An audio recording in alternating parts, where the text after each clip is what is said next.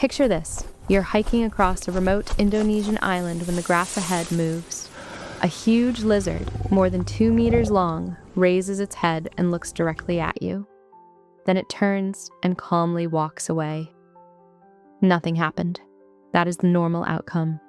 But when a Komodo dragon lands a serious bite, the end of the attack may be only the beginning.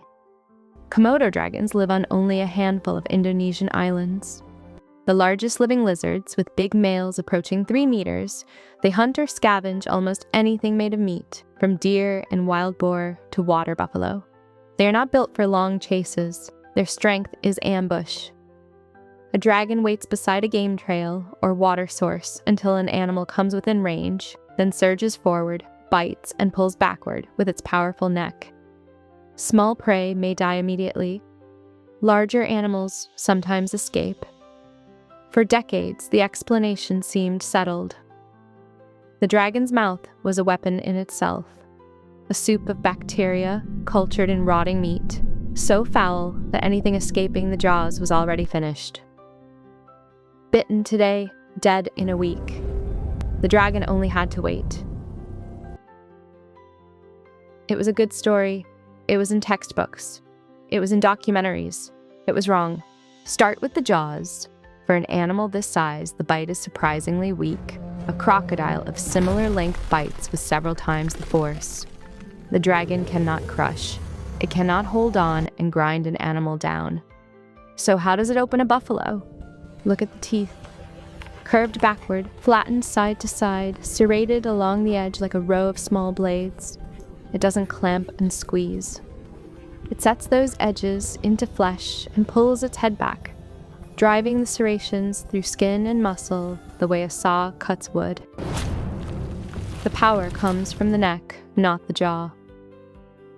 And in 2009, researchers looking inside the lower jaw found something the bacteria story had no room for.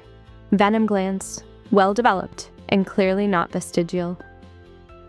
This venom doesn't work like a cobra's. It doesn't shut down the nervous system. It interferes with blood clotting and drops blood pressure, so a wound that was already deep keeps bleeding, and an animal that was already injured keeps weakening. The teeth open the animal. The venom stops it from closing. If the prey runs, the dragon has another advantage. Its forked tongue collects chemical particles and carries them to a sensory organ in the roof of its mouth.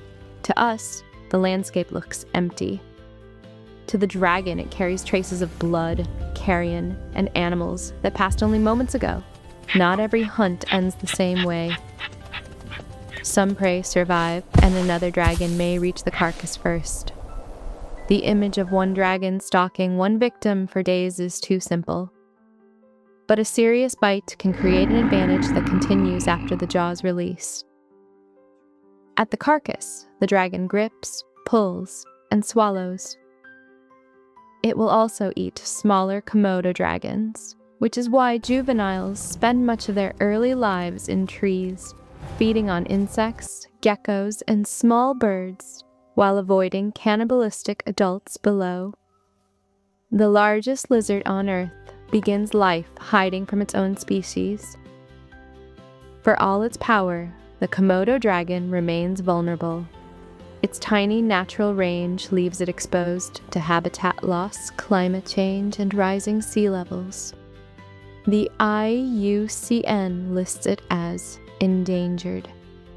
Now go back to the beginning. The dragon looked at you, turned, and disappeared. If it never attacked, the encounter was over. But after a serious bite, the damage may continue long after the predator is gone. The Komodo dragon does not always kill with a single strike. Sometimes one strike is enough to put time on its side. One last thing. A female isolated from males can sometimes produce offspring through parthenogenesis, embryos developing without fertilization. The viable offspring are male. In theory, a lone female reaching a new island could produce sons and later reproduce sexually, although the population would begin with extremely low genetic diversity.